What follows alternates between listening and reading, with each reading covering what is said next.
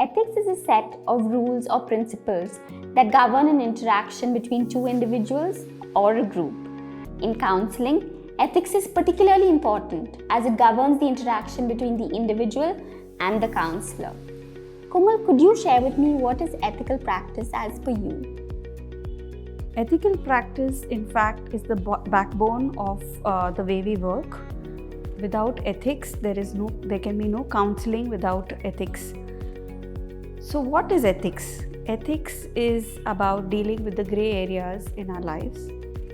Very often, when clients bring in their narratives, when they bring in their issues, it's about the gray areas in their lives.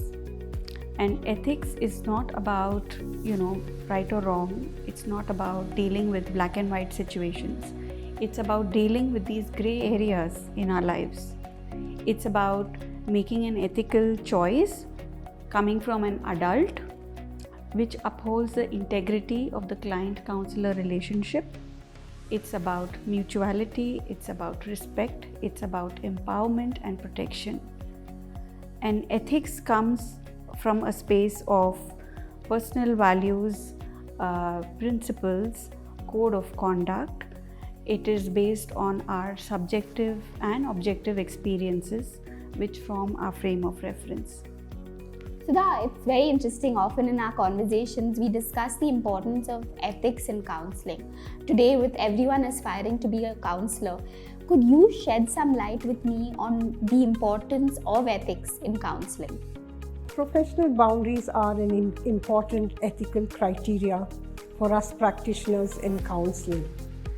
It really means to ensure the well-being of the client and the protection of the counselor.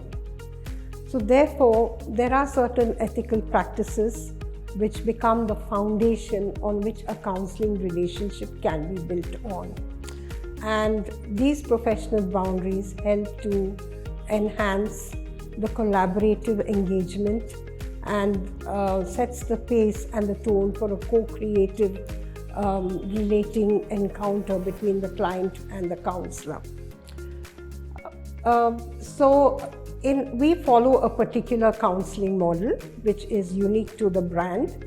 It begins with the client having an initial contact with the administrative head, either over the phone or via email. And then the client schedules an appointment with the administrative head.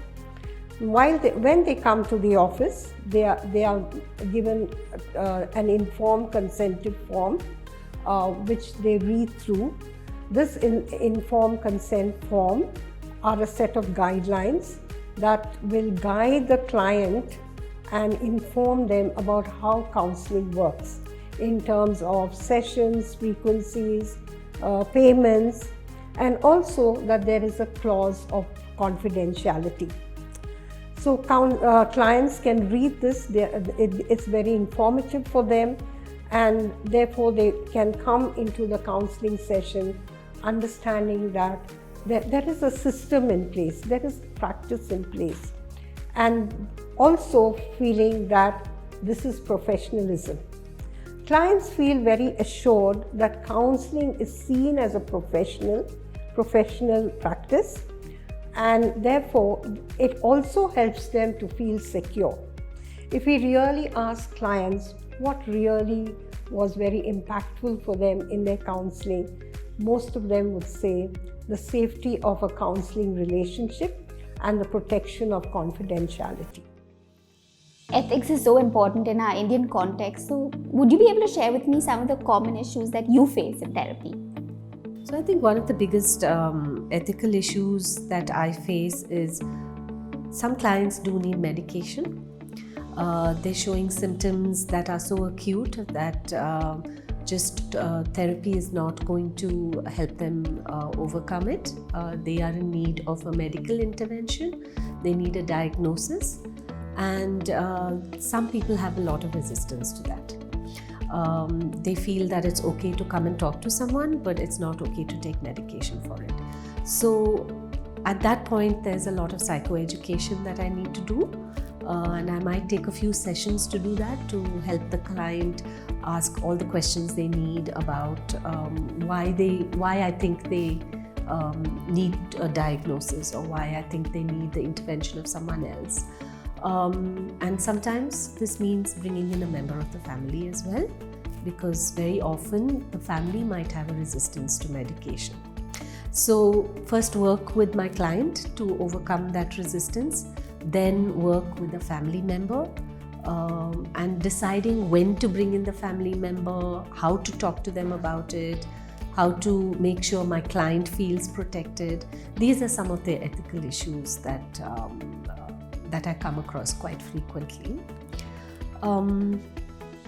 I think the other one would be, again, around family.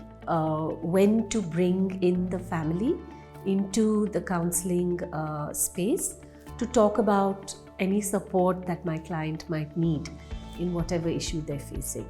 Because sometimes the family will identify one member of the family as the problem child or the problematic member of the family, and they might say, you go in for therapy because you're the problem. But in therapy, it starts becoming clear that there is some family dynamic that's at play here that needs to be addressed, and families might have a resistance to accepting that. So how do I bring in the family? How do I talk about it? How do I support and protect my client in the process of doing it? So these are some of the other ethical issues that come across quite frequently.